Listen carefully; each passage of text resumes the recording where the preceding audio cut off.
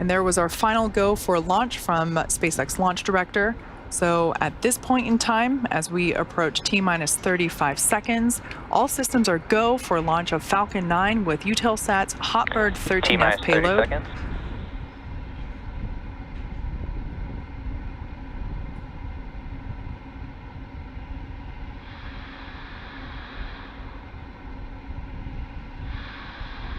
T-minus 15 seconds. T-minus 10, 9, 8, 7, 6, 5, 4, 3, 2, 1. Engines full power and ignition. Lift off of Falcon 9. Go Hotbird, go Falcon.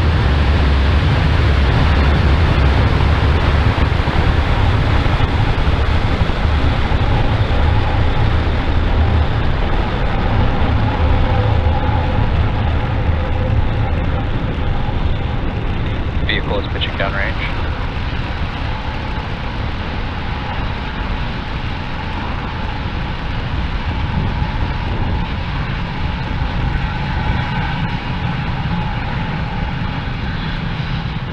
Falcon 9 has successfully lifted off from Pad 40 at Cape Canaveral Space Force Station, carrying the Eutelsat Hotbird 13F satellite. Nominal. During ascent, the M1D engines will actually swivel and help steer Falcon 9. This is known as gimbal. The rocket autonomously tilts the engines just a few degrees, and this gimbling supersonic. allows the vehicle to perform a gravity turn, which is when we go vertical as well as horizontal. So we're still going up, but now we're also heading horizontally away from the launch pad.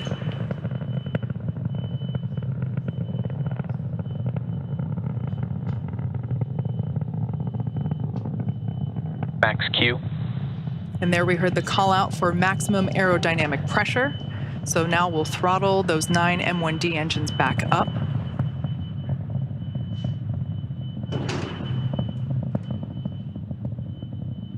In about a minute, we'll have 3 events occurring in quick succession.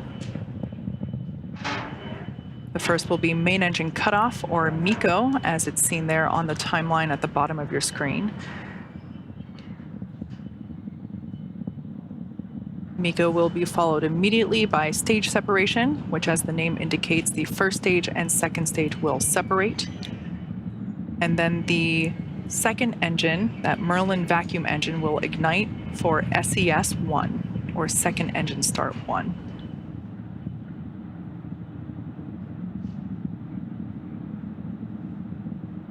Everything continues to look nominal for the first stage.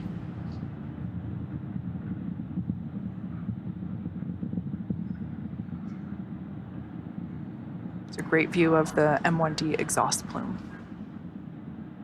Standing by for main engine cutoff. MECO. Stage separation confirmed.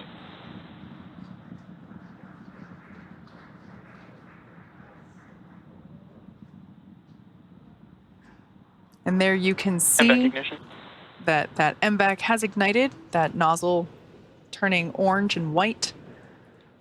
Those 3 events happening rapidly.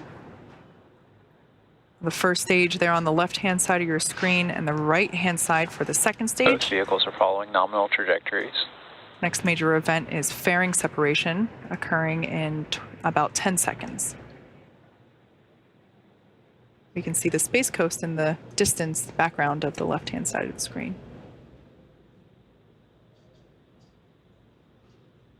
Fairing separation confirmed. And there's our first look at the Eutelsat Hotbird 13F payload. Now, those fairing halves that we just separated, we will be attempting to retrieve them again once they fall back to planet Earth. We'll be using our recovery ship Doug to do so.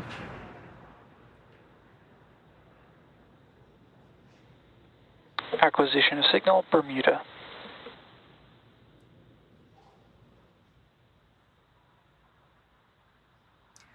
We're at T+4 minutes into tonight's mission, and we're currently in the first of 2 planned MVAC burns prior to satellite deployment. The next event, first stage entry burn, will occur at about T plus 6.5 minutes, and you should be able to see it on your screen. For that entry burn, we'll relight 3 M1D engines, starting with the center one, engine 9, followed shortly thereafter by E1 and E5, which are 2 of the 8 radial engines.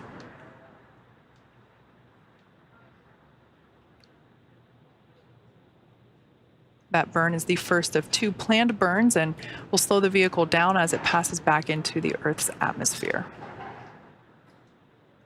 Now, stage 1 has to slow down to reduce re-entry forces, which helps us to recover and reuse it.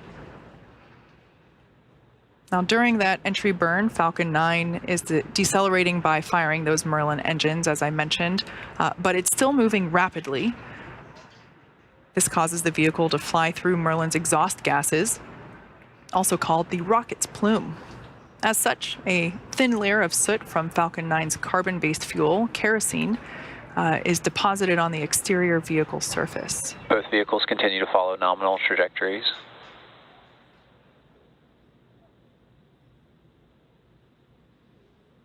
Now, for those that might not be familiar with why we land our rockets, reusability is key to lowering the cost of spaceflight, which enables more investments in critical scientific research.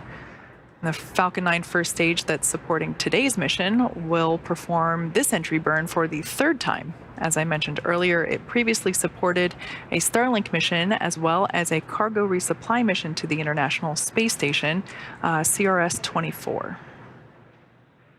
So we're expecting that entry burn to begin in under 10 seconds.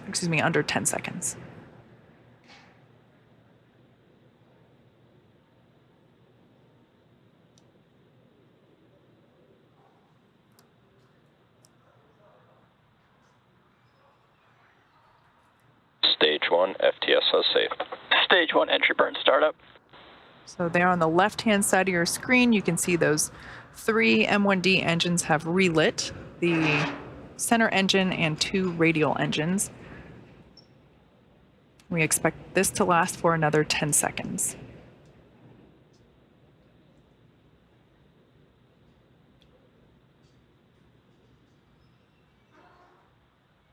Stage 1 entry burn shutdown.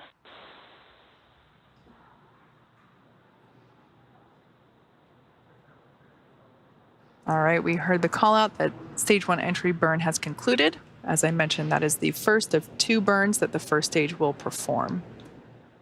Everything continues to look nominal for the second stage there on your screen. Both vehicles continue to follow nominal trajectories. Good indication there that everything is on track for both the first and second stage. In about 30 seconds, we'll have the next milestone coming up. That's when we will shut down our MVAC engine, or Merlin vacuum engine, there on your screen on the second stage. And that will be followed very quickly by our landing burn. Stage 1 transonic. And there we just heard that the first stage is traveling near the speed of sound. Stage 2, FTSO saved.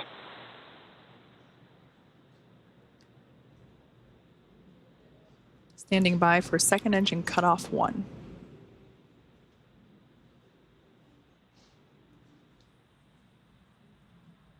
MVAC shutdown.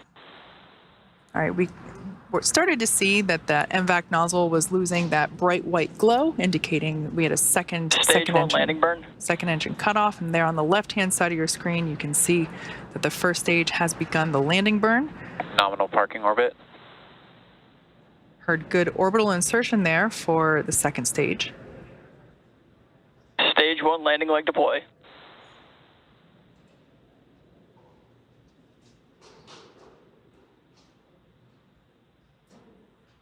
Stage 1 landing confirmed. And there you have it.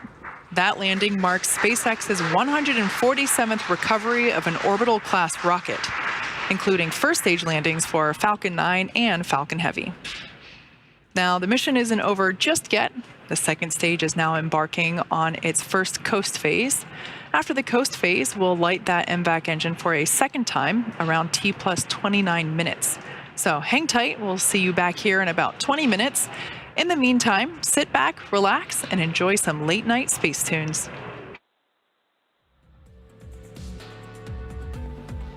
Expected loss of signal, Cape.